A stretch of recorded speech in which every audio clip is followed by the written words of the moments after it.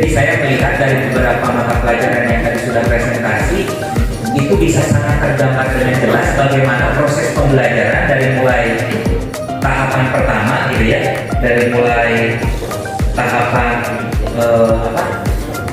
pembukaan ya, atau itu biasanya disebut sebagai tahap apa? Tahapan pendahuluan, lalu kemudian kegiatan inti dan kegiatan penutup itu bisa tergambar. Nah, dari sana saya bisa melihat bahwa ketika komunitas guru Limukung nanti ini akan diminta gitu ya untuk melakukan proses pengimbasan, baik itu di MGMP-nya masing-masing maupun nanti saat diminta untuk melakukan praktek mengajar dengan kelas kolaborasi dengan konsep langsung datang dan dihadirkan ke setiap sekolah, lalu kemudian pada saat hadir di setiap sekolah itu bukan mempraktekkan atau memaparkan teori-teorinya. Bahkan mungkin tadi juga di format kita pagi ini masih ada yang salah, karena tadi kita malah lama, di waktunya memang sudah 5 menit ya, udah waktunya singkat cuma 5 menit, lalu kemudian kita malah lama memaparkan konsep-konsepnya. Jadi pembelajaran misalkan pembelajaran kontekstual itu konsepnya bagaimana, pembelajaran discovery itu konsepnya bagaimana. Nah itu nanti porsinya harus lebih sedikit, karena terus terang aja, karena memang yang akan kita hadapi di ruang-ruang kelas nanti pada saat melakukan kelas kolaborasi kan rata-rata semuanya guru ya, bukan rata-rata, bahkan semuanya guru. Kalau model-model pembelajaran nggak mungkin nggak ngerti. Kalau lupa ya mungkin ada yang lupa ya, tapi kalau model pembelajaran aja nggak ngerti, pertanyaannya selama ini ngajarnya gimana, gitu kan? Ngajarnya selama ini gimana kalau model pembelajaran aja nggak mengerti? Nah saya kira tadi juga saya yang bahasa Indonesia pas waktunya habis, yang bahasa Indonesia itu bahkan belum nyampe ke inti pembicaraannya. Betul nggak tadi yang dari bahasa Indonesia ya? Ibu tadi lagi keasikan ngejelasin itu dan gak ngira bahwa waktunya akan habis. Jadi tadi baru menjelaskan prinsip-prinsip pembelajarannya. Jadi masuk ke proses pembelajaran berbasis pacaran intinya bagaimana, gitu ya. Lalu kemudian juga bagaimana proyek itu atau bagaimana pembelajaran bahasa Indonesia terintegrasi dengan TDBA-nya dilakukan. Kan tadi belum sempat ibu ceritain ya. Itu kan baru teks deskripsi gitu ya, bahwa pembelajarannya berbasis TDBA. Nah tadi belum sampai itu ke bagaimana operasionalnya. Anak itu diajak gimana dulu sih gitu kan. Nah itu belum sampai nanti kebahas. Mungkin karena waktu kita sangat terbatas gitu ya. Kalau diberikan waktunya masing-masing 1 jam, ini pasti kita lebih lebih merencanakan gitu ya. Karena saya itu waktunya ini 5 menit waktunya gitu ya. Lagi asik-asik ngeliat sampai bergeser dari satu bahan ajar ke bahan ajar yang lain atau ke modul yang lain, itu kayaknya cepat banget.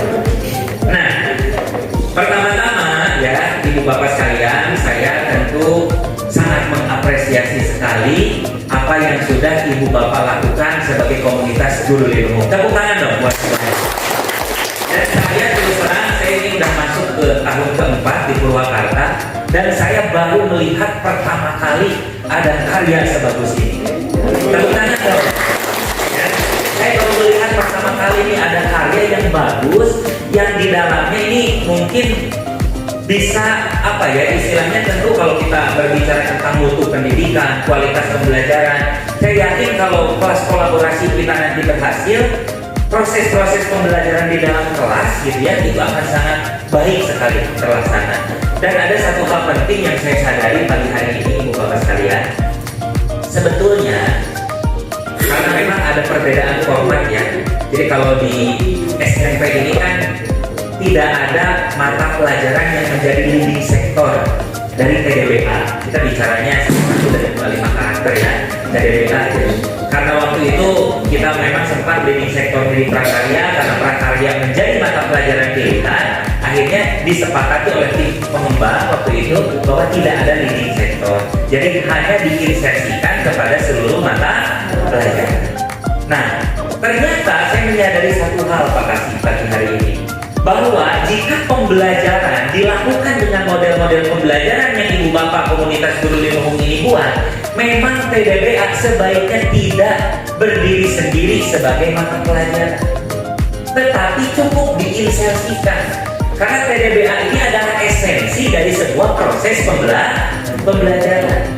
Mengapa lebih baik akhirnya diinsersikan? Karena bagaimanapun ya, dengan kita membuat TDBA sebagai muatan lokal yang berdiri sendiri sebagai mata pelajaran, karena kan kita ingat prinsip muatan lokal ya, bisa berdiri sendiri sebagai mata pelajaran, bisa diinsersikan pada mata pelajaran, dan juga bisa masuk ke dalam budaya pembiasaan di sekolah kan gitu ya. Nah, pilihan yang dipilih di SMP itu kan diinsersikan, bukan berdiri sendiri. Nah, di awal-awal mungkin kita melihat, aduh ini harusnya sih berdiri sendiri gitu ya. Tapi kita melihat gak mungkin kita nambah lagi guru gitu ya, dengan konsekuensi SDM-nya siapa, lalu siapa yang akan membayarnya, harus berapa miliar orang yang disiapkan, dana yang disiapkan APBD kita untuk membayar guru khusus TDBA di sekolah. Akhirnya banyak ketidakmungkinan. Tapi akhirnya dari ketidakmumkinan itu saya melihat sesuatu yang luar biasa. Bagaimanapun ya, pembelajaran yang baik itu harus mencakup aspek kebahagiaan peserta didik. Karena spirit pendidikan Ki Hajar Dewantara itu kan menghamba pada murid ya. Bayangkan ketika kita terlalu banyak program, terlalu banyak pembelajaran yang berdiri sendiri, berapa banyak waktu yang harus disiapkan oleh guru dan oleh anak untuk memenuhi pembelajaran. Pasti banyak banget gitu. Nah, ini salah satunya ketika TDBA ini diinsersikan, maka kreativitas guru ini sangat penting kan. Kita nggak nyangka tadi bahwa pelajaran matematika gitu ya, pelajaran matematika, walaupun nanti saya ada masukan ya, di kelas 7 itu ternyata bisa materinya itu adalah membuat ekoenzim, betul ya Bu ya? Gitu. Membuat ekoenzim, ternyata membuat ekoenzim ini tidak harus menjadi proyek penguatan profil pelajar Pancasila. Kan kalau dibuat menjadi proyek penguatan profil pelajar Pancasila kan mungkin butuh berapa bulan itu dilakukan. Betul nggak Bu ya? Sesuai modul proyeknya.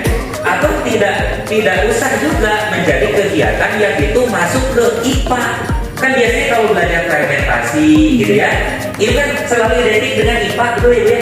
Nah ternyata di matematika juga pembuatan ekoenzim itu bisa masuk menjadi muatan pembelajaran. Keren juga. Dan saya pikir dengan ini terinsersi, maka prosesnya akan lebih mudah diterima baik oleh guru maupun oleh peserta didik. Karena tidak menyita lebih banyak waktu atau tidak dibuatkan dalam waktu khusus yang akhirnya beban belajar mereka itu jadi lebih banyak. Nah ini kekuatan insersi itu yang pertama kali mungkin perlu saya sampaikan. Lalu Ibu Bapak sekalian, sebelum saya nanti masuk ke dalam, mungkin ada beberapa masukan yang secara umum dari apa yang Ibu Bapak sampaikan. Yang pertama mungkin tadi saya melihat bahwa modul yang Ibu Bapak buat itu mungkin berbeda penyusunnya antara kelas 1 kelas 7, kelas 8, dan kelas 9. Mungkin di komunitasnya masing-masing, misalkan yang MGMP Bahasa Indonesia yang nyusun kelas 1 timnya 2 orang, kelas 2 2 orang gitu ya. Nah maka di dalam modul yang sudah Ibu Bapak cetak itu gitu ya, itu ada perbedaan format. Nah ini harus diperhatikan betul ya. Jadi belum format beda modul IPA ke matematika belum, masih di modul ajar di mapel yang sama, masih ada perbedaan format. Maka yang harus dilakukan pertama kali adalah Ibu Bapak di mata pelajarannya masing-masing sebagai tim penyusun harus menyepakati formatnya lebih dahulu. Jadi harus sama dong formatnya ya. Jadi jangan sampai berbeda. Nanti di kelas 7 sudah sampai ke tahap asesmen berdasarkan Nista Madya Utama. Asesmennya nanti yang dikonversikan menjadi asesmen sumatif kan gitu ya. Ada yang udah sampai level itu, ada yang masih belum, baru sampai ke Pancaniti. Nah kan sebaiknya itu harus kita samakan gitu. Mau sampai mana modul ajar ini, gitu ya. Nah lalu kemudian saya melihat tadi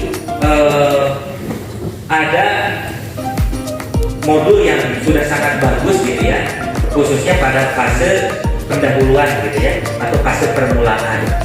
Dan saya juga mungkin ada sebagai masukan kepada Ibu Bapak sekalian, harus ada kesamaan format atau kesamaan konsep untuk kegiatan pendahuluan atau kegiatan awal dan kegiatan penutup. Jadi kalau kegiatan awal ini kan adalah bagaimana kita mengkondisikan ruang pembelajaran agar anak-anak siap masuk ke fase atau ke tahap inti kan, betul ya? Agar anak-anak ini siap masuk ke kegiatan inti, jadi kegiatan materi pembelajaran. Nah, tahap awal ini Ibu Bapak sekalian, ini biasanya yang dilupakan. Ingat nih, kalau kita kan melihat guru-guru di sini jangan disamain sama yang ada di sekolah, gitu ya. Nah, biasanya udah kebiasaan, nggak ada kegiatan awal itu, jadi langsung masuk ke dalam inti. Ini kejadian nih, kita harus mulai juga berani menjujuri sistem kita, kenyataan kita pada sistem yang berlaku di dalam kelas pembelajaran yang terjadi hari ini. Banyak guru-guru yang masuk langsung ke pembelajaran atau ke materi inti. Nah, maka saran saya di komunitas guru Linumung dalam penyusunan modul ajar nanti harus ada kesamaan format di kegiatan awal atau di kegiatan pendahuluan itu. Jadi misalkan mengkondisikan ruangan kelas itu dengan apa dimulainya? Misalkan tentu dengan berdoa kan? Anak melakukan doa, nah itu harus dilakukan. Nah, tadi saya melihat ada format yang bagus di tim yang disusun oleh IPA dan IPA ya. Nah, yang ilmu pengetahuan alam ini, Bapak sekalian, tadi saya sudah melihat ada hal yang sangat bagus sekali ya di fase pendahuluan. Dan bagi saya ini adalah kalau kita mengenal istilah lost learning ya, kehilangan esensi pembelajaran. Saya itu kadang-kadang berpikir lost learning itu nggak terjadi pada saat pandemi saja. Kehilangan esensi pembelajaran itu bahkan bisa terjadi pada proses pembelajaran yang dilakukan dalam proses pembelajaran tatap muka. Anak belajar nggak belajar, materinya habis nggak habis, dan materi mah sekarang mau disuruh anak merangkum juga habis materi mau disuruh anak mendikte juga habis materi. Tapi kan esensi dari pembelajaran itu apa? Nah, maka lost learning ini kan dikategorikan sebagai kehilangan esensi pembelajaran. Nah, bagi saya untuk mewujudkan gitu ya pembelajaran yang memiliki nilai esensi yang baik, maka harus dimulai dari kegiatan pendahuluan atau kegiatan awal yang baik.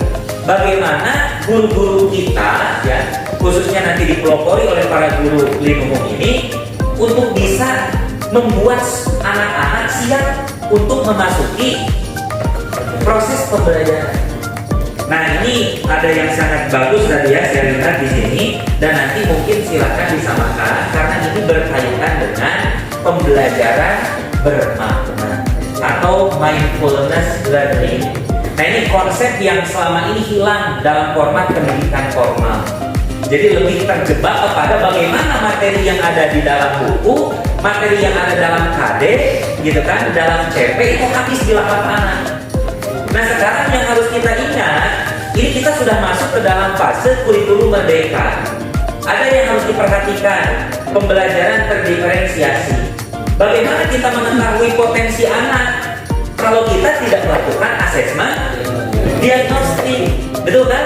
Nah, dan akhirnya maka yang harus dilakukan adalah bagaimana pembelajaran ini berjalan dengan mengedepankan esensi pembelajaran itu bisa ditangkap oleh anak-anak, oleh para peserta didik kita. Jadi jangan sampai pembelajaran ini materinya habis tapi esensinya nggak ada. Akhirnya anak-anak di satu semester nggak dapat apa-apa. Semuanya hanya hafalan-hafalan kesimpulan yang dia akhirnya lakukan pada saat dia akan menghadapi fase ujian.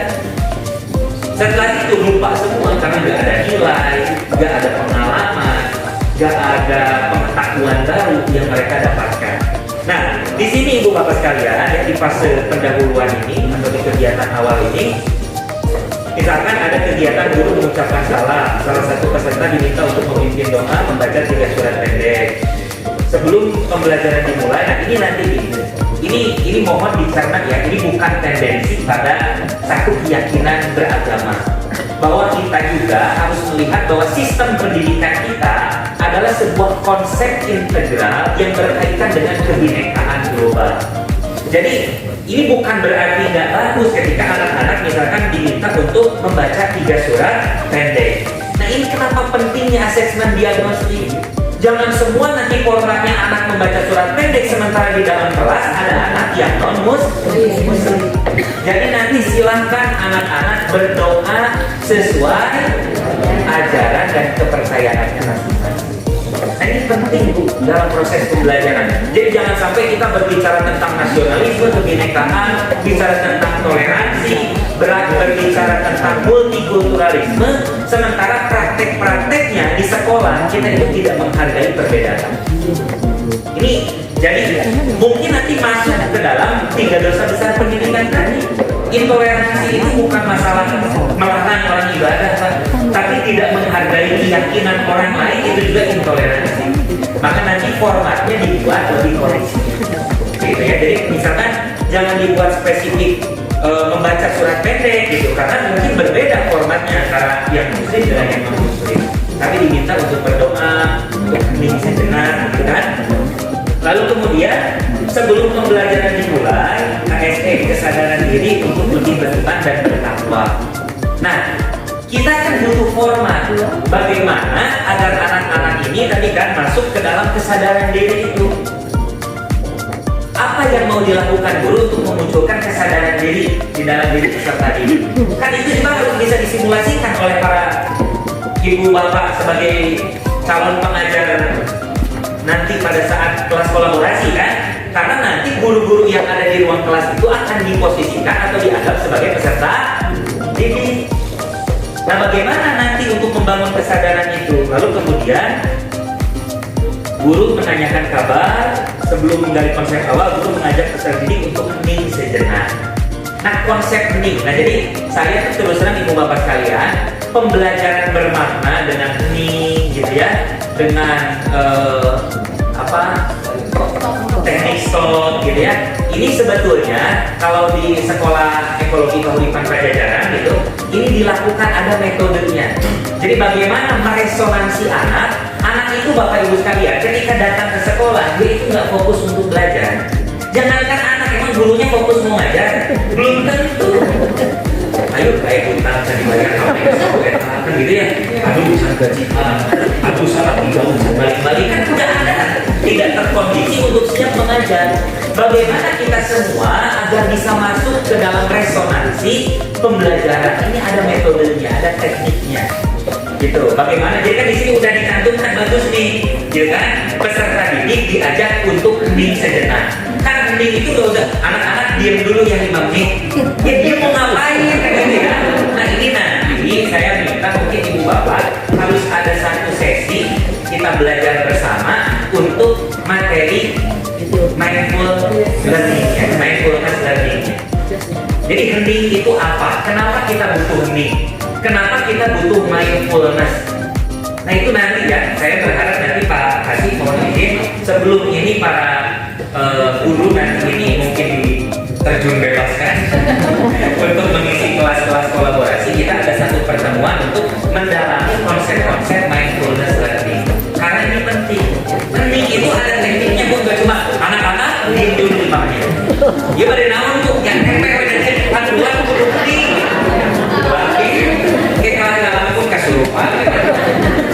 Nah ini bagus ya. Saya melihat karena apa? Karena saya tidak pernah membaca sebelumnya ada saat ini. Bahkan dalam proses pembelajaran yang bagus. Ini juga sebetulnya di sekolah Kahuripan belum saya terapkan. Karena saya pun sama ya menerapkan itu perlahan-lahan. Karena kan ada banyak budaya-budaya yang kadang-kadang itu tidak populer dengan budaya pendidikan kita di pendidikan formal. Bahkan saat ini itu harusnya ada waktunya. Jadi setiap jam ini misalkan jam 9 pas. Jam 9 pas guru lagi ngomong, pas jam 9 pas itu saat ini dulu 5 menit. Untuk apa? Untuk menarik fokus kembali anak-anak guru terhadap pembelajaran. Nanti ada lagi jam 10. Setiap jam itu menunjukkan pergantian jam, maka di sana saat ini mensyukuri apa yang terjadi pada pembelajaran hari ini, gitu kan? Mensyukuri hal-hal kecil yang bisa kita syukuri di pagi hari. Saat-saat ini itu jadi belajar bermaknanya ada. Jadi saat ini sangat, karena kita butuh jeda gitu ya, butuh jeda untuk mengembalikan kembali fokus kita. Dan ini saya sudah sangat bagus tadi bukan hanya di modul 4 saja, ada juga di beberapa mata pelajaran, tapi saya ambil contohnya di sini. Lalu kemudian ada sampai yang IPA ini nggak tahu siapa ini penyusunnya.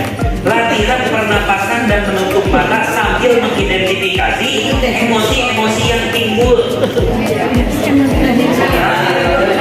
Betul. Nah, kalau di dalam, makanya saya bersyukur banget dengan Mas Nadiem ini. Kalau Mas Nadiem nggak jadi menteri, ini nggak mungkin masuk ke pendidikan formal. Nggak ada ini pendidikan formal. Saya aja mau masukin ini kayak di Kapuri kalau merangkak, tahunan gitu. Dan ini sebetulnya satu tahun ini, hampir 1 tahun persoalannya ini sudah dilakukan di sekolah pemerintah. Anak-anak belajar tarik nafas, mengeluarkan nafas, memejamkan mata.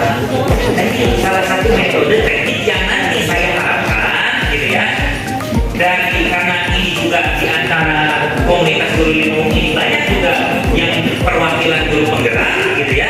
Maka nanti ini mari kita coba bumikan di dalam sistem pendidikan di kabupaten Purwakarta, gitu ya. Lalu kemudian ada juga nih dalam dirinya menghubungkan perasaan dan pikiran. Jadi kita spiritual pisan, kayak diajar IPA, wah ini spiritual pisan ya. Dia pasti akan banyak emosi-emosi positif dalam dirinya itu yang terbooster, terangkat gitu. Dan juga dia bisa merilis emosi-emosi negatifnya. Apakah ini hanya kepentingan seorang murid? Bukan, guru juga sama. Oke, pikiran-pikiran saya yang berat-berat, rasa khawatir saya, rasa takut saya simpan dulu. Sekarang saya harus memberikan paparan dengan baik di depan peserta didik. Itu juga kan sama. Kita juga sama membutuhkan itu. Ya. Lalu kemudian selanjutnya guru meminta perwakilan murid untuk mengungkapkan suasana hatinya. Nah, lalu kemudian ini kan ada sesi sharing. Apa yang kamu syukuri pagi hari ini? Kalau ada yang pernah pelatihan sama saya, MGMP atau mungkin kemarin sekolah penggerak ya, pernah pelatihan sama saya di kelas hotel. Saya pasti memulai kelas saya dengan cara-cara seperti ini. Saya tanya, apa yang paling Bapak Ibu syukuri pagi hari ini? Saya nanya tuh hal kecil, lalu kemudian beberapa orang sharing. Kalau di Hotel Plaza, alhamdulillah Pak saya bisa makan renang pagi hari ini. Alhamdulillah tadi pagi saya bisa berenang dekat IPB, bisa pergi bismillah terbaik gitu. Syukuri hal-hal kecil gitu, karena dengan bersyukur biasanya sesuatu yang berat menjadi terasa menjadi lebih ringan, ya. Nah, secara lisan atau ucapan ataupun secara verbal maupun non-verbal mengucapkan terima kasih kepada orang-orang di sekitarnya. Ini redaksinya nanti di proyeknya yang telah berjasa dalam hidupnya. Lalu kemudian guru memulai pembelajaran dengan menggali konsep awal peserta didik dengan mengajukan beberapa pertanyaan pemantik untuk memotivasi agar peserta didik tertarik terhadap materi yang dipelajari. Udah kebayang nggak Bu kira-kira kalau ini dilakukan di setiap fase awal atau di kegiatan awal? Oke. Lalu guru menyampaikan tujuan pembelajaran yang dilaksanakan. Coba ibu bapak bayangkan kalau semua orang guru fokus untuk membangun dulu wadah pembelajaran. Jadi saya biasa mengistilahkan ini itu wadah pembelajaran. Jadi pembelajaran yang bermakna syaratnya adalah seorang guru atau fasilitator harus berhasil membangun wadah pembelajaran. Jadi jangan kayak gini, anak-anak siapa yang mau bertanya? Kalian maju, hal resep di sana tuh, bineka maju teh, tak baru berjalan aja nama resep. Wah kan gitu ya. Kenapa anak-anak tidak berpartisipasi dalam pembelajaran? Karena tidak pernah dibangun kepercayaan dirinya untuk bisa berpartisipasi dalam pembelajaran. Makanya kadang-kadang saya tampilkan di dalam slide saya itu participation equal to quantity. Partisipasi berbanding lurus dengan kuantitas yang akan didapatkan. Jadi semakin adik-adik ini atau ibu bapak guru ini berpartisipasi dalam pembelajaran, aktif bertanya, aktif memberikan masukan, aktif berbagi, maka yang akan didapatkan adik-adik akan lebih banyak, akan lebih besar daripada yang didapatkan oleh orang yang tidak bertanya. Nah, akhirnya kan muncul tuh, atau bahkan bisa dengan sistem poin kan begitu ya. Atau bisa dengan sistem reward lainnya, siapa yang aktif di kelas dapat bintang, gitu. Iya. Untuk tadi bahwa keaktifan anak-anak itu di dalam kelas itu mencirikan bahwa pembelajarannya sudah berlaku atau pembelajaran sudah berjalan secara bermakna dan membahagiakan. Bukan yang anak-anaknya diam, gitu ya. cium hulu deh gitu ya. Nah itu nggak boleh lagi sekarang di dalam proses kita. Lalu kemudian kalau di dalam kegiatan inti itu sudah jelas ya, inti materi-materi pembelajaran apa yang akan dipelajari anak, baik itu dengan model theory, itu discovery, project, problem, test learning dan lain sebagainya. Nah tapi di fase penutup nanti atau ya di kegiatan penutup nanti selain anak-anak misalkan diberikan tes tertulis gitu ya, atau anak-anak mengisi tulis, yang tidak boleh dilupakan adalah proses refleksi. Jadi harus ada refleksi pembelajaran. Apa pelajaran paling berharga yang adik-adik atau yang anak-anak dapatkan dari proses pembelajaran tadi? Itu harus ditanyain, dan gak usah itu disetting harus sesuai dengan materi. Gak usah, wah saya jadi pintar bu matematika dari pembelajaran ini, gak usah. Misalnya saya merasa pembelajaran ini asik banget, cukup aja hal itu. Jadi refleksi ini penting. Apa pelajaran yang paling berharga yang kamu dapatkan, gitu kan? Apa misalkan yang paling berkesan dari pembelajaran bersama ibu hari ini? Ibunya balik, ibunya lama kan gitu. Ibu membuat baru lain tidak ada kesan sedikit pun gitu. Nah itu ya, jadi ini masukan yang kedua. Selain yang pertama tadi apa? Harus menyamakan format di setiap mata pelajaran.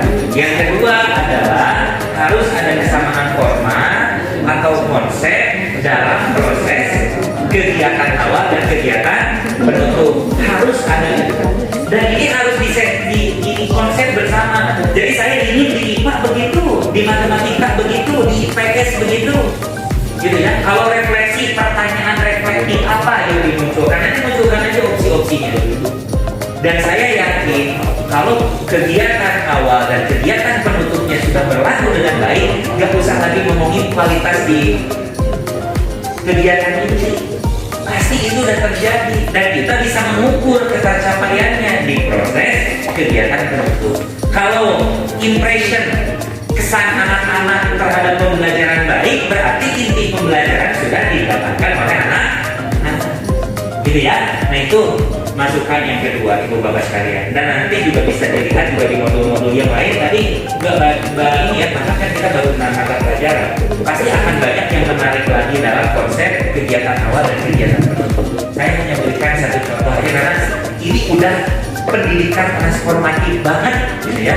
Nah, ini pendidikan transformatif ya Bu. Kenapa kalau saya isi materi judulnya kepemimpinan transformatif, pendidikan transformatif. Nah ini yang dimaksud perubahan paradigma pendidikan itu, di kualitas pembelajaran yang lebih bermakna dari proses-proses tadi, gitu ya. Nah lalu kemudian tadi yang bahasa Indonesia itu belum sempat ya tersampaikan dengan jelas terkait dengan proses belajarnya nanti bagaimana. Mungkin nanti kalau kata Pak khusus nanti harus ada apa Pak? Asistensi ya, harus ada asistensi per mata pelajaran gitu. Jadi nanti mata pelajaran bahasa Indonesia kita ngumpul di mana gitu ya, lalu kemudian kita coba sempurnakan gitu ya beberapa format yang sudah dibuat.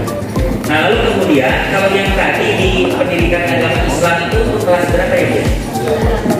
Saya tidak tahu, saya yang ini saya sama Pak Susu nyari dari yang dipaparkan tadi dengan yang di modul ajar itu masih beda ya. Oh oke. Nggak ada di modul ya.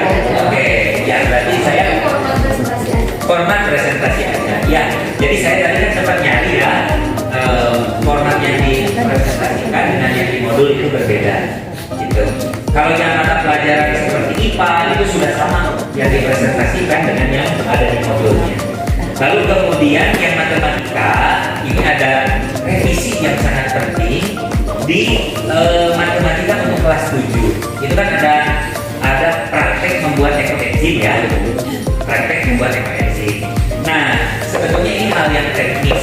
Nah tapi disinilah memang tim pengembang lalu kemudian juga komunitas guru lingkungan ini nggak bisa kalau hanya mengerti bagaimana proses pembelajarannya, bahkan kan sampai ke tekniknya harus mengerti gitu ya. Nah dalam pembuatan ekoenzim itu tidak bisa dibuat dibuat di botol bekas air mineral. Nanti meledak. Jadi nanti silakan dipelajari lagi modul ekoenzim yang sudah ada. Jadi ekoenzim itu harus dibuat di wadah dengan yang bertutup atau yang bermulut besar, ember, baik ember 5 liter, 5 kilo maupun yang 20 kilo gitu ya. Kalau di botol aqua maksudnya untuk jadi proyek personal peserta didik, khawatirnya nanti ya memberikan kesan yang kurang bagus malah buat peserta didik itu sendiri. Jadi teknik ini juga harus dikuasai ya. Jadi seperti misalkan tadi Pak Sofian di BK itu Anda membakar sekam. Gak cukup kita itu cuma ngajarin bahwa di modul aja nanti peserta didik akan diajar membakar sekam. Membakar sekamnya nanti bisa pakai bensin, bisa pakai minyak panas, kayak begitu. Nah maka tekniknya juga nanti harus dipelajari gitu ya. Nah lalu kemudian tahap pancanitiknya ya, di tahap pancanitik di mata pelajaran matematika itu sudah sangat bagus. Dalam modul aja bahkan gitu ya, yang tadi saya lihat itu udah bagus sekali tahap pancanitiknya untuk mata pelajaran matematika. Nanti ibu bapak mungkin bisa lihat gitu ya, karena kita kan di sini sebetulnya melakukan studi tiru juga dari modul-modul yang dibuat oleh mata pelajaran lain. Nah silahkan dilihat itu. Jadi nanti saya akan sampaikan di dalam masukan yang umum yang besar. Yang tidak boleh dilupakan salah satunya adalah ketika kita berbicara misalkan modul matematika gitu ya, modul ajar matematika berbasis bunga 5 karakter, muncul TDBK misalnya. Yang harus selalu ada, yang harus selalu dimunculkan salah satunya adalah pancaniti. Dan pancanitinya tuh harus benar gitu loh maksudnya. Jangan dipaksakan, yang harusnya masuknya masih tahap niti bukti, ini sudah ditulis di sana sebagai niti sajati gitu loh. Nah nanti saya ada masukan tentang itu. Jadi jangan dipaksakan. Nah yang harus kita pahami bersama terlebih dahulu, saya juga sambil bertanya ibu bapak sekalian, yang dibuat di modul ajar ini kan modul ajar untuk 1 kali pertemuan, betul nggak? Jadi harus disepakati ini adalah contoh modul ajar untuk 1 kali pertemuan, 2 jam pelajaran, berarti 80 menit. Jadi harus diperhatikan cukup enggak mempelajari itu selama 80 menit. Contoh yang matematika tadi misalkan membuat ekoenzim. Ya, yang kelas 7. Nah, cukup nggak kira-kira durasi waktunya dari kegiatan awal, kegiatan ini sampai penutup sama 80 menit. Nah, itu cukup nggak? Itu nanti silakan dipertimbangkan. Dan karena ini hanya modul untuk 1 kali pertemuan, maka tidak perlu dipaksakan harus memenuhi seluruh tahapan pancaniti. Akhirnya dikira-kira sangkan nyata, gitu kan? Nukuduna tahap kecil teknik bukti kene diolah redaksinya seolah-olah niti sajati, padahal itu harusnya masih niti bukti. Kalau saya melihat bahwa ya dipercantik aja bahasanya, ya niti bukti gitu kan. Jadi maksudnya itu ya, jangan terlalu dipaksakan ingin memasukkan seluruh tahapan pancaniti dalam 1 kali pertemuan. Boleh di pertemuan yang ini hanya niti hati dan niti surti aja, atau bahkan boleh hanya niti bakti saja, atau hanya boleh juga hanya niti bukti saja. Kan niti hatinya sudah di pertemuan sebelumnya. Karena kan nanti kalau kita lihat modul ajarnya di 1 semester kan akan ada koneksi antar materi, begitu ya, Bapak sekalian. Lalu kemudian gitu ya, yang berikutnya dari BK juga sama modul ajar yang ada. Nah ini yang BK ya, ini memang agak unik, kita butuh mengertinya lebih dalam lagi karena bukan modul ajar tadi kata Pak Sofian ya, tapi modul layanan. Tapi di sana juga tadi kan muncul ya, jamnya sudah muncul dan lain sebagainya. Nah coba nanti ditimbang-timbang lagi, karena saya melihat satu yang di BK ini tidak untuk 1 pertemuan, ya kan, langsung beberapa pertemuan. Boleh aja gitu ya, tapi nanti harus ada penjelasan bahwa itu misalkan contoh untuk pertemuan ke-1, contoh pertemuan kedua, contoh untuk pertemuan ketiga. Lalu dari yang sudah disusun oleh tim MGBK ini ada kecenderungan bahwa tidak cocok jika terinsersinya berbasis TDBA. Saya ya, dalam pandangan saya bolak-balik melihat ini, ya sangat cocok ya berbasis TDBA deh. Ya, maksudnya ya mungkin kalau dibikin-bikin sih bisa aja. Ya, narasi kan bisa kita kembangkan. Tapi saya malah lihat lebih cocok jika ke sekolah taman. Silahkan nanti dilihat lagi, maksudnya ya, didiskusikan lagi. Gitu. Karena Pak Sofyan bikin yang berbasis TDBA hanya satu kegiatan, sisanya sekolah tambahan, gitu kan?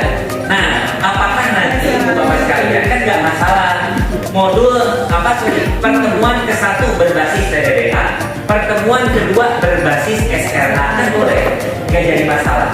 Cuman tadi kan karena Pak Sofyan paparannya berbasis TDBA pas dibuka, gimana? Ya nggak apa-apa ya. Tapi ada juga tadi yang berbasis TDBA karena kan ada pembuatan media tanam ya. Nah, oke. Lalu kemudian di modul ajar yang nanti akan dipraktekkan pada saat kelas kolaborasi, kita itu hanya akan mempraktekkan mengajar untuk 1 kali pertemuan. Jadi Pak Sofyan nanti di MGPK ini harus menemukan modul ajar yang mana yang akan diajarkan, gitu ya. Karena cuma memberikan simulasi pembelajaran di 1 kali pertemuan. Nah, lalu masuk ke catatan pentingnya. Yang pertama itu Bapak sekalian perlu mendapatkan clarity ya, kejelasan pengertian terkait pancaniti. Ada yang sudah sangat bagus pengertian pancanitinya, ada yang lagi baru berupa konsep besar dari pancaniti itu sendiri. Nah, pancaniti ini ada dua konsep tentang pancaniti. Yang pertama adalah pancaniti sebagai sistem berpikir. Jadi yang pertama adalah pancaniti sebagai sistem berpikir. Tentu dalam proses pembelajaran di kelas pada kegiatan ini ada proses berpikir nggak kira-kira Bu? Ada. Dari tahapan mengerti, memahami, membuktikan, gitu kan? Membandingkan, gitu kan? Sampai ke pengambil kesimpulan. Pasti ada proses berpikir. Lalu kemudian yang kedua adalah pancaniti sebagai alur proyek.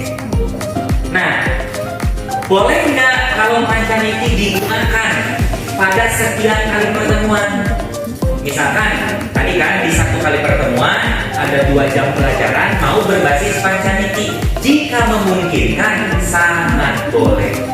Memungkinkan dari tahap niti hati sampai niti jadi. Boleh nggak? Boleh, karena sifatnya itu sistem berpikir, bukan alur proyek. Berbeda jika pancaniti ini adanya di dalam modul proyek P5. Tidak boleh 1 kali pertemuan langsung sampai niti saja, karena ada alur proyeknya, gitu kan? Dari tahap permulaan, gitu kan? Sampai ke tahap mengambil kesimpulan, gitu ya, itu ada tahapannya. Jadi kalau dalam proyek, sekali lagi Ibu Bapak sekalian, baik itu di ekstrakurikuler misalnya, mau itu misalkan di P5, itu harus dilakukan sesuai alur proyeknya. Jadi proyeknya berapa lama, bulan pertama di tahap niti arti, misalkan bulan kedua di tahap niti surti, bulan kedua akhir masuk ke tahap niti bukti, itu harus ada tetap proyeknya. Tapi ketika pancaniti sebagai sistem berpikir, ini boleh dilakukan. Bahkan kita di ruangan ini kan juga menggunakan sistem berpikir pancaniti. Kita mengerti, kita memahami, lalu kemudian membuktikan, gitu kan? Lalu membandingkan. Kan Ibu Bapak juga tanpa disadari di awal menyusun ini, menerima mungkin ketika awal pertemuan di SMP 1 mendengar pertama istilah kelas kolaborasi dari Pak Karsi, kan itu baru tahap mengerti tuh. Sekarang modulnya sudah Ibu Bapak cetak, berarti ini sudah tahap apa ini? Ini bukti. Nah sekarang ada pertemuan ini, menerima umpan balik, masukan, berarti ini kita sudah masuk ke tahap ini bakti. Nah nanti dari tahap ini bakti ini dilakukan perbaikan sampai kita rasa ini matang untuk dipublikasikan, baru kita masuk ke tahap ini saja. juga boleh diberlakukan dalam pembelajaran di kelas, tapi dalam pendekatan sistem berpikir. Nah, nanti ibu bapak sekalian silakan dilihat gitu ya, dalam modul ajarnya masing-masing disesuaikan dengan materi inti yang akan disampaikan gitu ya, dengan tujuan pembelajaran gitu. Nanti dilihat sampai mana kemungkinan pembelajaran dilakukan, apakah hanya sampai tahapan inti bukti atau bisa sampai tahap inti sajati, atau bahkan mungkin tahap inti hati aja. Nah, jadi nanti disampaikan aja di modul ajarnya baru sampai tahap inti hati gitu ya. Nah, lalu kemudian pancariti ini harus dipahami lebih dalam. Misalkan apa yang ibu bapak pahami pada fase niti hati? Coba, niti hati itu tahapan apa? Mengetahui pemahaman. Tahapan memberikan pemahaman awal, betul ya? Anak-anak itu bisa mendapatkan dari paparan gurunya, dari hasil observasi mereka, dari hasil pengamatan, atau dari hasil mereka browsing, dari baca artikel, baca buku, itu baru disebut tahap niti hati. Nah, dan sebagian besar di tahap niti hati ini pengetahuan masih bersumber dari pihak luar. Ini bedanya nih. Nah, lalu ketika dia bergeser dari tahap niti hati ke tahapan niti surti, apa yang terjadi di tahap niti surti? Internalisasi. Menginternalisasikan, gitu ya, data-data informasi yang didapatkan tadi menjadi pemahaman pribadi. Jadi anak udah, oh ya, dari 3 artikel yang dibaca ternyata ini kesimpulannya gitu ya, kesimpulan sementara dari konsep-konsep yang dia pelajari di tahap niti hati. Nah, di tahap niti surti ini anak itu sudah ada pemahaman, yang pemahaman ini bisa jadi modal dasar dia mengerti dalam tahap yang lebih luas. Kalau dalam sistem thinking, bukan dalam proyek. Kalau dalam proyek kan harus selalu dibuktikan. Kalau dalam sistem berpikir, niti bukti itu misalkan gini, ada banyak informasi di tahap niti hati, di tahap niti surti. Misalkan gini, ada 100 ide di tahap niti hati, dikerucutkan dari 100 ide menjadi 5 ide di tahap niti surti. Di tahap niti bukti dia sudah punya kesimpulan 1 ide. Jadi kalau ada banyak informasi hoax, di tahap 100 informasi hoax, 50 informasi hoax, nah dia akhirnya bisa dapat gitu ya, kejelasan gitu, mana yang benar sebetulnya di tahap niti bukti. Fase peningkatan pemahaman peserta didik itu sendiri. Nah, setelah dia memahami yang paling tepat menurut dia di tahap niti bukti, maka nanti dia coba membandingkan di tahap niti bakti itu sudah betul belum pemahaman dia dengan referensi yang lain. Maka dia di tahap niti bakti ini mencari lagi informasi yang lain. Contoh kalau di kelas ini misalkan anak belajar tentang jenis-jenis tumbuhan yang berimpact dari buku kan gitu ya. Lalu kemudian dari buku itu, setelah dari buku misalkan anak observasi lapangan, dia punya kesimpulan, oh jenis tanaman anual itu begini, perennial itu begini. Nah, lalu dia nanti karena ada ciri-cirinya, tanaman perennial itu usia maksimalnya begini, anual itu usia minimanya begini. Nah, dia kan udah paham dari teori, dia udah punya kesimpulan dari teori. Nah, di tahap niti bakti dia bertanya kembali ke petani misalnya untuk meruntuhkan gagasannya, karena mungkin pemahaman awal dia juga salah. Itu tuh apa istilahnya tuh? Gap analisis. Menganalisis gap antara pemahaman yang sudah dimiliki dan pemahaman orang lain yang belum pernah dia jumpai. Nah, baru setelah itu masuk ke tahap niti sajati. Nah, tahap niti sajati ini bukan hanya anak mengambil kesimpulan ya. Jadi bukan anak sudah mengerti dengan baik dan bisa mengambil kesimpulan, bukan. Tapi apa yang dia pelajari harus sudah termanifestasi menjadi karakter di dirinya itu, menjadi nilai. Kalau sikapnya bagaimana gitu kan ada penilaian, nanti masuknya ke penilaian karena kita bisa jadi kan nanti berhubungan dengan penilaian ya. Nah, nanti bagaimana sikap sosialnya, sikap spiritualnya kan gitu ya. Kalau dari sikap, lalu kalau dari pengetahuannya bagaimana, kalau dari keterampilannya bagaimana. Jadi ada manifestasi keilmuan. Jadi bukan hanya dia memahami konsep dan teorinya saja, tapi ada manifestasi pengetahuan. Jadi memang memahami pancariti ini dalam sekali Bapak sekalian. Bahkan kan Pancadiki ini kalau di dalam sistem berpikir leluhur kita itu manifestasi dari sebuah pengetahuan yang menjadi kearifan dan kebijaksanaan. Jadi biasanya orang-orang yang pintar itu punya resistensi pada orang-orang yang belum pintar. Nah kalau sudah niti saja itu sudah nggak ada resistensi. Jadi kesalahan orang itu biasa aja, itu udah kebiasa, ngerti aja. Tapi kalau orang yang udah masuk ke dalam niti hati, niti suti, niti bukti, niti bakti, acan saja dia masih kurang ngerti begitu tapi jangan dulu lah itu wae bodoh-bodoh itu kan. Kalau di niti saja itu udah nggak ada resistensi di sana. Jadi lebih generatif, lebih bisa melihat bahwa ini semua adalah proses yang berlaku, semua orang punya kedaulatan atas prosesnya masing-masing. Jadi sudah tidak ada gap lagi. Dia sudah bisa melihat. Makanya kan kenapa di tahap ini saja itu di penjelasan-penjelasan saya sebelumnya, anak gitu kan dapat memiliki anak mendapatkan atau anak menemukan kan ya. Biasanya saya sebutnya itu apa ya redaksinya itu di tahap ini saja itu. Anak mendapatkan kesimpulan dan hasil pembelajarannya yang tidak bisa terbantahkan. Ada istilah yang tidak bisa terbantahkan. Kenapa? Karena proses belajar dia sudah saintifik. Itu kan temuan dia. Kalau salah itu udah apa deh? Kenapa paham gimana anak jika gitu? Nah, ini ketika dia tahap ini saja dia pun akan melihat perbedaan pendapat, perbedaan konsep, perbedaan teori itu sebagai sesuatu yang biasa. Ini bukan pendapatnya Mas Sofyan.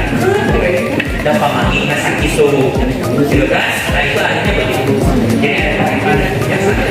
Lalu kemudian ibu bapak sekalian ada, nah ini ya bagian penting juga.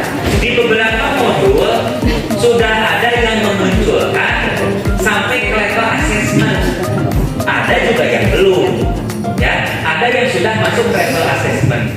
Nah ini silakan nanti didiskusikan, gitu ya. Karena dalam proses pembelajaran tidak mungkin ada penilaian akhir, betul nggak ya? Ini juga jangan sampai baru satu kali pertemuan, asesmennya udah lengkap. Asesmen formatifnya udah ada, asesmen sumatifnya sudah ada, gitu ya. Nah ini harus dilihat kemungkinannya ibu bapak sekalian. Boleh nggak ada penilaian dalam proses pembelajaran? Boleh, disebutnya asesmen as learning atau asesmen for learning.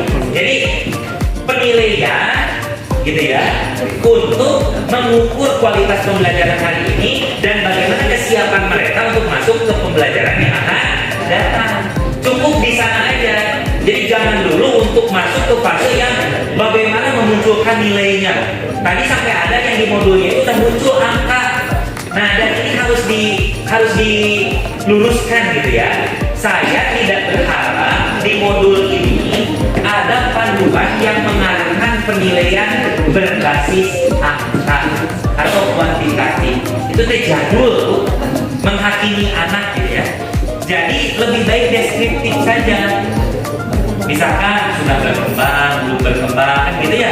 Atau kita bisa menggunakan yang bisa madya utama, madya, gitu kan.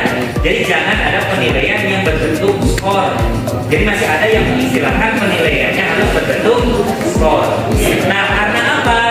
Biarkan penilaian yang skor ini nanti adanya di penilaian akhir. Karena bagaimanapun nanti kan kalau di rapor pendidikan kan harus muncul berbasis skor kan, angka. Ya udahlah nggak apa-apa karena transformasi pendidikan seperti ininya Mas Nadi diurutkan nih ayo nanti buka bisa jalan kehidupan gitu kan untuk dari Purwakarta sama guru nah harareba dia di luar kedua liur menerjemah sok kita itu bapak ngobrol sama teman kuliah dulu yang dari guru di Subang, di Tasik, di Sumedang, sok coba ngobrol betapa pusingnya menerjemahkan Merdeka Belajar. Hebat itu Purwakarta. Gitu ya. Jadi mohon tidak boleh lagi di modul ajar ini ada arahan untuk memunculkan nilai berbasis skor. Karena apa? Kita kembalikan kepada hakikat metode penilaian. Ada assessment as learning, assessment for learning, baru assessment of learning. Jadi assessment of learning di akhir semester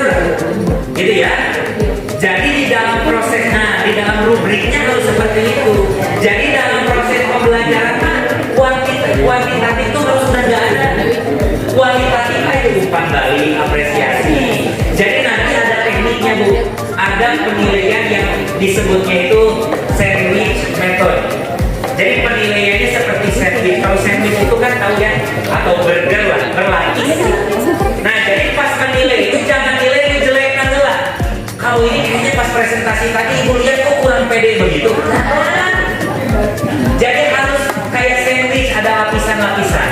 Oke, baik. Adik Dika, dari presentasi tadi ibu melihat bahwa materinya udah sangat bagus, hasil riset materinya udah sangat bagus, lalu temuan-temuan yang tadi kita temukan juga udah sangat bagus, bahkan keaktifan kelompoknya juga dalam mengerjakan tugas ini sangat bagus.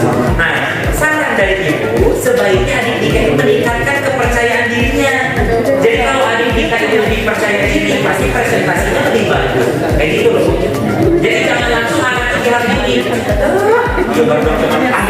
lato-lato baik udah.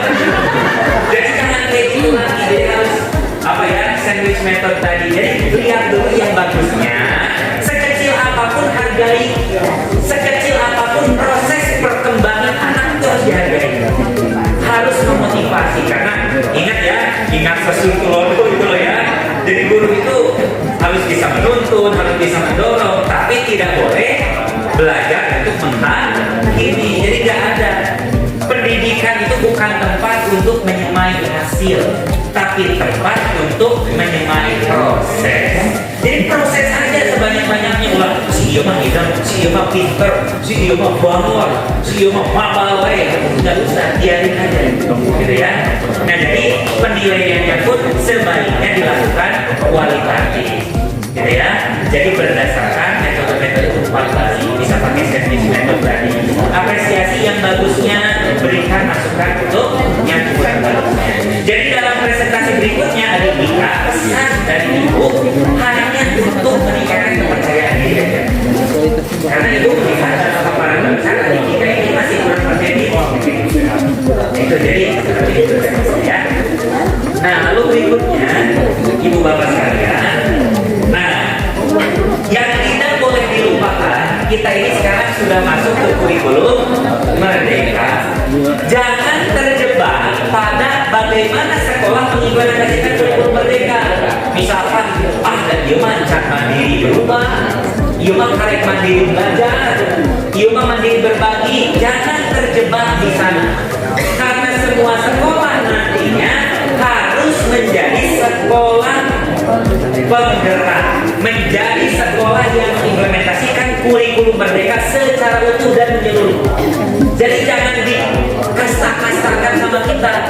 Kita sebagai pelatih atau guru yang akan berbagi di kelas kolaborasi, ada lima penting untuk Yuma dan Yuma mandiri, tapi mandiri berubah ini. Mandiri belajar ini. Jangan. Anggap aja semua sekolah di Purwakarta itu sudah mandiri berbagi. Jadi standarnya naik gitu loh Pak. Karena saya melihat dari Purwakarta mah layak kayak sekolah mandiri berubah.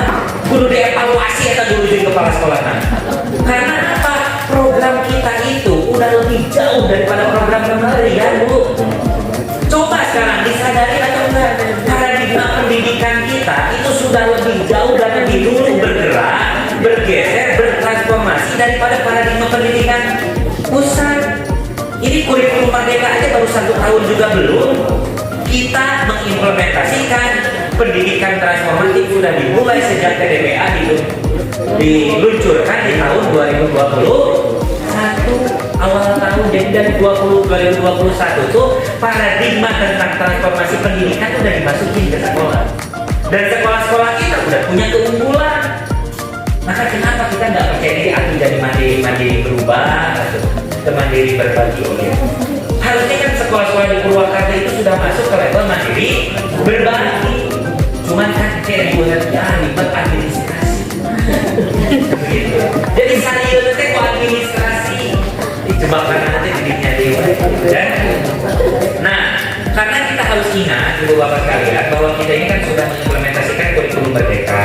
Maka yang selalu wajib muncul pada modul ajar itu apa?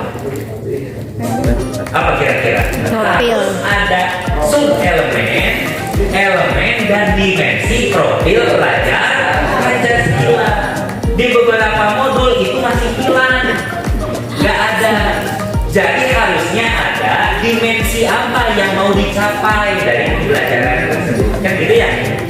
Ya, kalau elemen yang mana, sub elemennya yang fokus ke sana. Karena nanti di akhir mungkin tidak perlu di setiap pertemuan, tapi di akhir fase harus ada penilaian terhadap ketercapaian profil pelajar Pancasila. Bagaimana gotong royongnya, bagaimana kolaborasinya, kan ada format penilaiannya, betul nggak?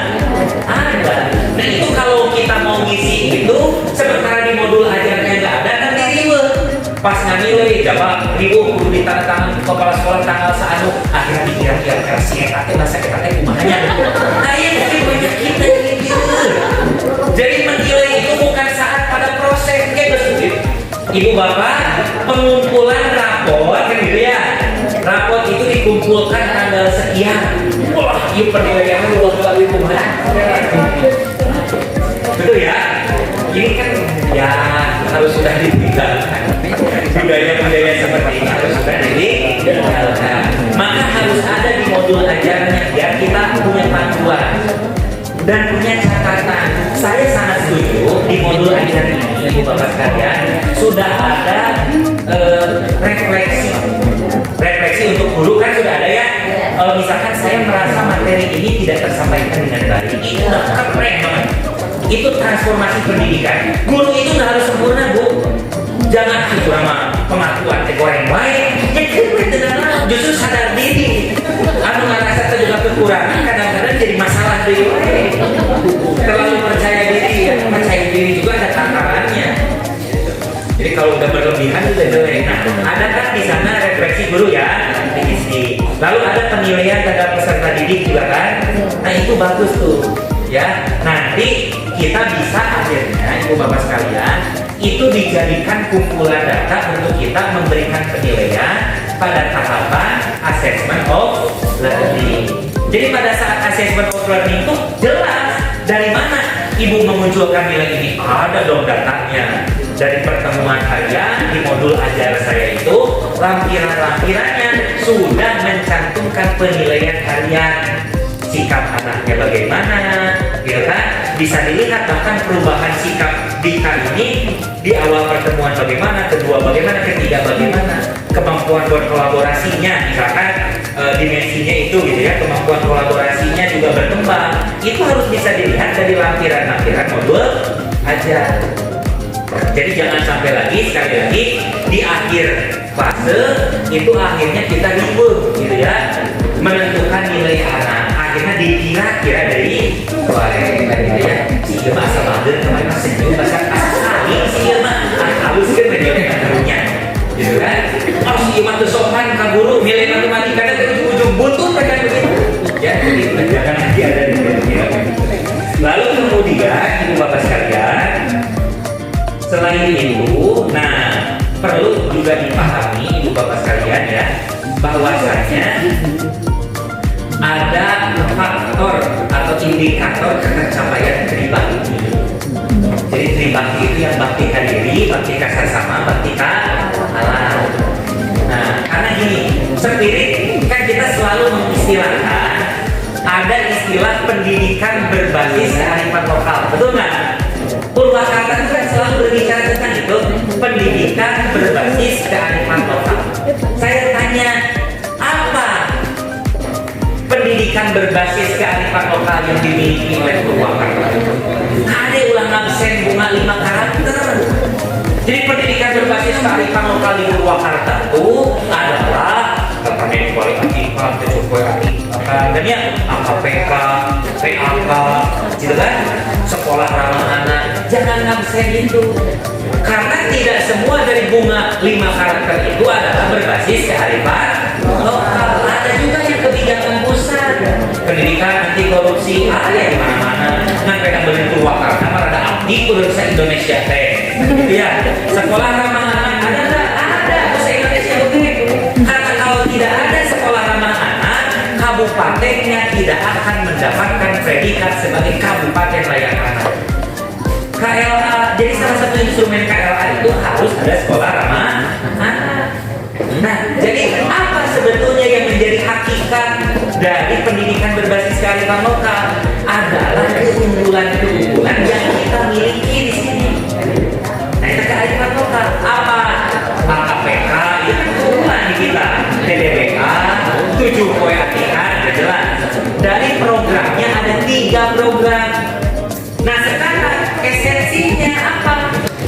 hidup lagi kan jelas semen aja bisa karena itu kearifan lokal. Nah kalau dalam TDBA apa kearifan lokalnya? Kearifan lokal dalam TDBA itu ada panca, ada tribasi, itu kearifan lokal. Falsafah-falsafahnya itu. Maka ketika ibu bapak menyusun modul ajar, kalau mau modul ajarnya dikategorikan sebagai modul ajar yang terinsersi dengan kearifan lokal Purwakarta, maka harus muncul mana pancanitinya, mana tribaktinya, bakti kadiri, bakti kasasama, bakti kaala. Sama ini juga tidak perlu dipaksakan, harus muncul di setiap pertemuan. Tapi kalau proyeknya tadi di matematika membuat eco engine 2 jam pelajaran, gitu kan?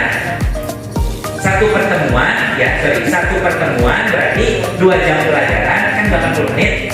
Itu sudah berhasil nih praktek bikin eco engine. Ada nggak bakti alamnya? Ada. Maka bakti alam sebagai salah satu indikator tribakti itu sudah tercapai pada pertemuan pada saat anak-anak membuat eco engine. Ada nggak bakti kadirinya? Ada nggak bakti kasasamanya? Gitu kan? Misalkan ada lagi proyek di matematika, anak mengukur luas bidang, lalu hanya ada 1 meteran dan anak kerjasama bu, air bagian beton, air bagian nyirian, ukuran apa 5, air bagian nulis ke, air bakti kasasama jadinya. Ya, berarti dalam pembelajaran saat itu muncul indikator bakti kasasama. Nanti diuraikan deskripsinya seperti apa. Di mana itu diuraikan? Dalam rubrik asesmen sumatif, gitu ya. Nanti kan ada misalkan predikatnya nista, madya, utama. Jadi nista, madya, nista utama. Itu kategori asesmen sumatifnya itu kan belum berkembang. Nah, kategori dimensi karakternya apa? Mulai berkembang. Lalu kemudian ada juga madya nista, madya utama. Madya nista dan madya. Kategori asesmen sumatifnya mulai berkembang. Lalu ada juga madya utama, utama nista. Madya utama dan utama nista itu berkembang sesuai harapan. Dan utama madya dan utama itu asesmen sumatifnya sangat berkembang. Nah ini nanti perlu diskusi juga sampai ke level itu agar semua modul itu nanti berakhir di asesmen. Baru setelah asesmen itu nanti yang perlu dilengkapi itu kan adalah lembar observasi guru, format penilaian. Kalau ada presentasi kan harus ada formatnya kan? Format penilaian presentasi, ada lembar umpan balik peserta didik, gitu ya. Lalu kemudian juga ada format penilaian tribakti. Di beberapa modul ini udah ada ibu bapak sekalian yang menggunakan, ada yang BK kalau nggak salah Pak Sofian, ada format penilaian tribakti. Bakti kadirinya bagaimana di pembelajaran pertemuan kali ini? Bakti kasasamanya bagaimana? Bakti kealamnya bagaimana? Harus muncul itu karena itulah nilai kearifan lokal kita. Tapi nggak usah dipaksakan. Sekali lagi, baik itu tribakti maupun pasyaniti tidak usah dipaksakan. Jadi munculkan saja mana yang mungkin dimunculkan dalam pertemuan tersebut. Itu saja mungkin ibu bapak ya, beberapa poin yang menjadi masukan dari saya. Dan saya berharap mungkin kalau kita kan ini rencananya kelas kolaborasi ini akan dilaksanakan bulan Mei ya, maka kita punya durasi yang masih panjang. Bulan Maret ini juga kita masuk fase Ramadan kan, masih ada beberapa pertemuan lagi. Bulan Maret masih ke April, ya masih mungkin ada pertemuan lagi. Baru ke Mei. Mari kita terus sempurna dan kita merasa harus memposisikan diri kita untuk terbuka terhadap berbagai masukan. Jadi jangan ada gap ya. Ini mungkin masih dilakukan berdasarkan kelompok MGMP. Tapi kita di sini hadir bukan sebagai perwakilan MGMP, tapi sebagai komunitas guru lingkungan. Jadi jangan ada gap. Coba emang ada matematika yang itu kurang IPA atau PPW, IPA atau persehat jangan. Ya harus berbagi. Ya jangan. Bahkan kita juga harus terbuka. Kalau hubungan sebenarnya ini, coba yang lain gimana konsepnya? Nah, mungkin Pak kasih masukan dari saya di pertemuan berikutnya. Pertemuan itu harus membedah format yang itu akan menyamakan format modul ajar di masing-masing mata pelajaran harus sama tuh, gitu ya. Lalu kemudian format secara keseluruhan. Nanti misalkan kegiatan awalnya bagaimana, kegiatan penutupnya bagaimana, itu harus disamakan. Lalu kalau kita bicara ini mau sampai panjang ini, bagaimana nanti formatnya? Kalau mau sampai ke Tribakti, bagaimana formatnya? Berarti kan harus ada deskripsi kan, laporan di catatan guru seperti apa. Gitu. Saya merasa bahwa sampai hari ini saja pekerjaan ibu bapak sekalian ini sudah sangat keren luar biasa. Tepuk tangan buat ya. Ini apa ya? Over expectation. Jadi di luar ekspektasi ya. Jadi saya nggak mengira bahwa hasil pekerjaannya sebaik ini. Bahkan mungkin Pak Kasih jadi terinspirasi, kayaknya kita yang di SD juga formatnya lebih baik begini gitu. Jadi bukan membuat modul ajar untuk peserta didik, tapi bagaimana mengasah gitu ya kemampuan mengajar guru di setiap ruang kelas. Itu saja ibu bapak sekalian, tidak pura-pura saya mengucapkan terima kasih, apresiasi yang setinggi-tingginya atas segala karya dan karsa ibu bapak sekalian, dan tentu juga kepada Pak Kasih yang selalu mendampingi ibu bapak sekalian. Semoga ini menjadi salah satu tonggak capaian besar untuk terus membangun kualitas pendidikan di Kabupaten Purwakarta.